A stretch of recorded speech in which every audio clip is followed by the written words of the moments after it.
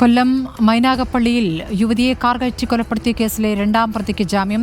Doctor ശ്രീകുട്ടിക്കാണ് കൊല്ലം ജില്ലാ sessions judge G Gopakumar ജാമ്യം അനുവദിച്ചിരിക്കുന്നത്. ജാമ്യം അനുവദിക്കരുത് എന്ന പ്രോസിക്യൂഷൻ വാദം കോടതി തള്ളുകയായിരുന്നു. ദിലീപ് ദേവസ്യ വിവരങ്ങളുമായി. ദിലീപ്, ഇപ്പോൾ ഡോക്ടർ ശ്രീകുട്ടിക്ക് ജാമ്യം ലഭിച്ചിരിക്കുകയാണ്. എന്താണ് കോടതി ഉത്തരവ്?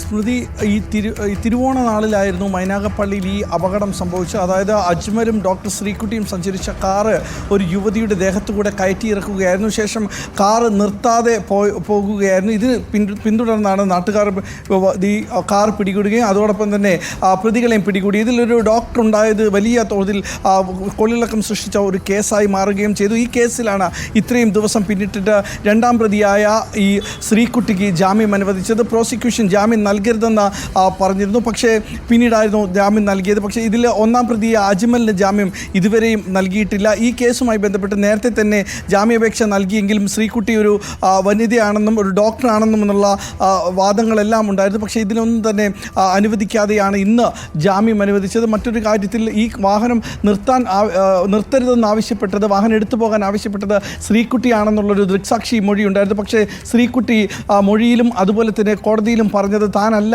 വാഹനം മുന്നോട്ട് പോകാൻ ആവശ്യപ്പെട്ടത്. അജ്മൽ തന്നെ വാഹനം മുന്നോട്ടെടുത്ത് പോയതാണ്. അജ്മലിൻ്റെ ജീവഭയം കൊണ്ടാണ് വാഹനം മുന്നോട്ടെടുത്ത് പോയതെന്ന് അജ്മൽ കോടതിയെയും അതുപോലെ തന്നെ പോലീസിനോടും പറഞ്ഞിരുന്നു. പക്ഷേ ഈ കാര്യത്തിൽ ദൃക്സാക്ഷികൾ, മൈനാഗപ്പള്ളിയിലുണ്ടായിരുന്ന ദൃക്സാക്ഷികൾ പറഞ്ഞത് പിന്നിലുണ്ടായിരുന്ന ഡോക്ടർ വാഹനം മുന്നോട്ടെടുത്ത് പോകാൻ ആവശ്യപ്പെട്ടു. ഇതിനെ പ്രോസിക്യൂഷൻ പറഞ്ഞത് ഒരു ഡോക്ടറുടെ ഭാഗത്തുനിന്നുണ്ടായിരുന്ന നടപടിയായിരുന്നില്ല. ഡോക്ടർ ജീവൻ രക്ഷിക്കേണ്ട ഡോക്ടറുടെ ഭാഗത്തുനിന്ന് വലിയ തരത്തിലുള്ള ഒരു വീഴ്ച സംഭവിച്ചിട്ടുണ്ടായിരുന്നു. ഈ കേസുമായി ബന്ധപ്പെട്ട് ശ്രീകുട്ടി ജോലി ചെയ്ത വലിയ ആശുപത്രിയിൽ നടക്കം ശ്രീകുട്ടിയെ പുറത്താക്കുകയടക്കം ചെയ്തിരുന്നു. ഇന്നിപ്പോൾ രണ്ടാം പ്രതിയായ ശ്രീകുട്ടിക്ക് കൊല്ലം സെഷൻസ് കോടതിയാണ് ഇപ്പോൾ ജാമ്യം അനുവദിച്ചിരിക്കുന്നത്. സ്മൃതി, ശരി. മൈനാഗപ്പള്ളി കൊലപാതകത്തിൽ ഇപ്പോൾ രണ്ടാം പ്രതിക്ക് ജാമ്യം അനുവദിച്ചിരിക്കുകയാണ്. ദിലീപ് ദേവസ്യാണ് വിവരങ്ങൾ നൽകിയത്.